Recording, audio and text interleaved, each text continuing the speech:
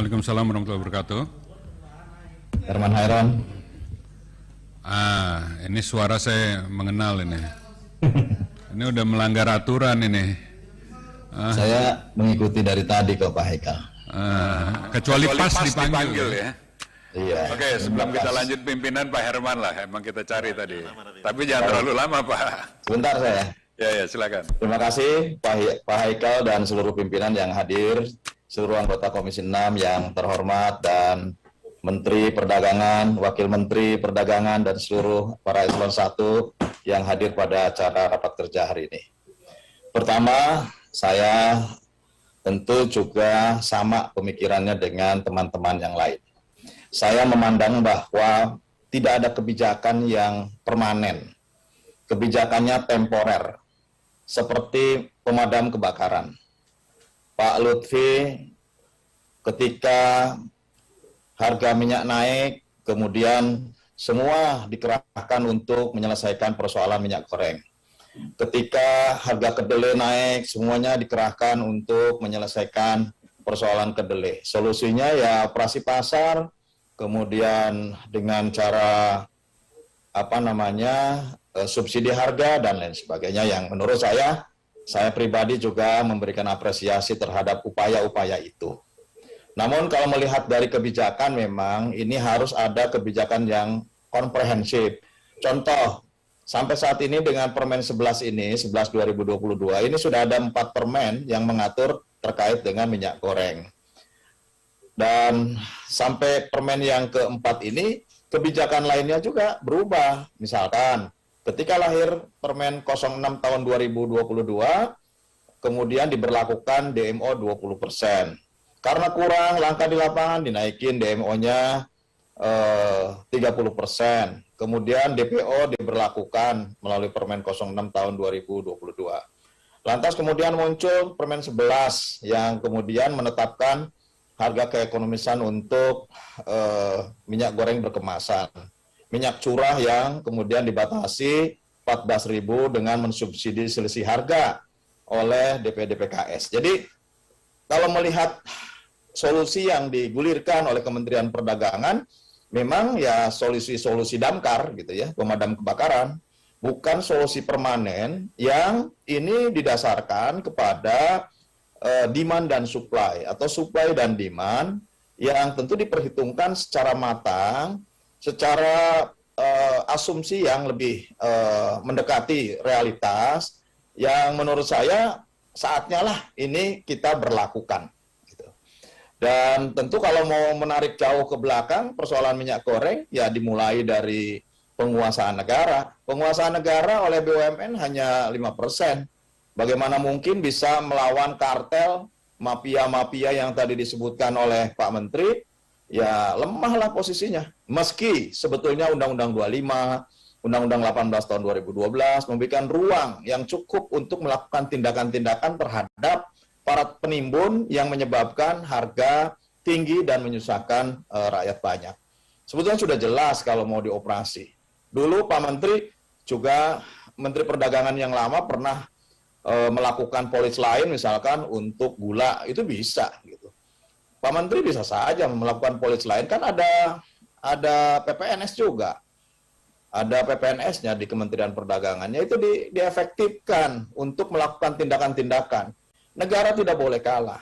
Kalau saya melihat kebijakan dari mulai permen untuk menjamin ketersediaan, permen pembatasan harga eceran tertinggi, luluh lantak oleh situasi yang tidak kunjung pulih, lantas kemudian menyerah dengan menyerahkan kepada harga keekonomian atau kepada harga floating, ya menurut saya ini sama dengan ya menggorok pendapatannya rakyat gitu. Karena rakyat saat ini justru mengeluhkan harga-harga menjadi mahal. Instrumennya banyak memang, karena pada saat yang sama BBM juga meningkat, TDL meningkat gitu ya. Sehingga juga meningkatkan terhadap harga-harga komoditas lainnya. Namun demikian, situasi ini jangan dibiarkan Pak Menteri. Lebih baik duduk bersama, kita menggulirkan kebijakan dan solusi yang lebih permanen, yang komprehensif, dan tentu menyeluruh untuk berbagai komoditas. Satu itu kebijakan. Yang kedua, saya menyoroti persoalan ketersediaan. Mana mungkin negara ini mampu untuk menstabilkan harga kalau seluruhnya komoditas ini dikuasai oleh swasta yang kemudian menerapkan pasar persaingan sempurna. Gitu. Kalau barangnya banyak, mungkin menjadi murah. Tapi kalau barangnya sedikit, pasti akan menjadi sangat mahal. Mereka bahkan akan berhimpun menjadi kartel. Nah, ini yang menurut saya negara harus memiliki kemampuan stok. Jadi Pak Menteri, sudahlah bagaimana caranya, usulkan kepada Presiden. Kalau kita belum bersuasembada untuk komoditas, kalau kita masih tergantung dengan impor, seperti kedelai kita masih bergantung dengan impor 90%. Kemudian minyak goreng kita hanya menguasai 5%. Yang begini-begini, ya negara mempersiapkan stok gitu. Sehingga dalam durasi waktu tertentu ini akan menjamin ketentraman harga di pasar gitu. Kalau pada saat yang sama internasional harganya naik dan seluruh komoditas pangan strategis, pangan pokok kita sudah terintegrasi terhadap harga internasional, ya pasti naik, saya tekankan lagi. Tetapi kalau negara memiliki instrumen untuk bisa mencegah terjadinya kenaikan harga dengan memiliki stok yang cukup, saya kira inilah kebijakan sesungguhnya negara melindungi segenap rakyatnya. Mantap. Kemudian masih ada lanjut Pak, ini dingin di sini. Satu lagi. Tentang Permen 11 ini Pak, kalau kemudian yang disubsidi itu adalah minyak goreng curah, saya khawatir bahwa yang sekarang menjadi minyak goreng curah, kemudian bisa saja akan muncul kemasan-kemasan ilegal. Mungkin kalau di pasar-pasar modern ya dapat dicegah. Tetapi kalau di pasar-pasar rakyat bagaimana cara mencegahnya? Gitu. Jadi bukan tidak berarti beresiko bahwa yang kemasan modern itu dilepas kepada harga keekonomian pasar, kemudian ada minyak curah yang disubsidi 14.000, selisih harganya disubsidi oleh DPDPKS, yang ini berbahaya menurut saya, karena orang bisa saja membeli curah, kemudian dikemas, dibuat kemasan yang mirip-mirip lah begitu, kemudian disebarnya di kampung-kampung sana, tetap akan menimbulkan harga yang sangat tinggi. Jadi mohon kebijakan ini secara komprehensif lah, ayo kita bahas ya, dan saya senang tadi Pak Menteri mengakui bahwa kesalahan tidak hadir di Rakergap, itu cukup baik karena di dalam undang-undangnya memang pertama harus memiliki alasan yang kuat di Undang-Undang MD3, yang kedua tentu harus ada permintaan maaf. Selebihnya menurut saya tadi 3 hal pokok yang harus dilakukan.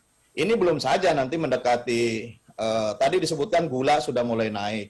Kalau gula sudah mulai naik atau BBM-nya sekarang sudah naik, ya seluruhnya pasti naik gitu. Jadi tadi yang disebutkan oleh Pak Menteri bahwa akan ada panen, itu kan sangat situasional gitu ya. Memang hitung-hitungannya di atas kertas bisa, tapi bagaimana dengan pola distribusi, pola logistiknya dan lain sebagainya, ini akan menjadi permasalahan. Intinya, saya kira 3 kebijakan ini harus betul-betul dikawal dan dilakukan secara komprehensif, dan semata-mata adalah kita bisa berbuat untuk rakyat, karena rakyat hari ini sedang susah, harga mahal. Jadi itu yang harus menjadi orientasi dari berbagai aktivitas dan berbagai penetrasi yang dilakukan oleh pemerintah. Saya kira demikian. Terima kasih Bang Haikal. Assalamualaikum warahmatullahi wabarakatuh. Waalaikumsalam warahmatullahi wabarakatuh. Baik, terima kasih.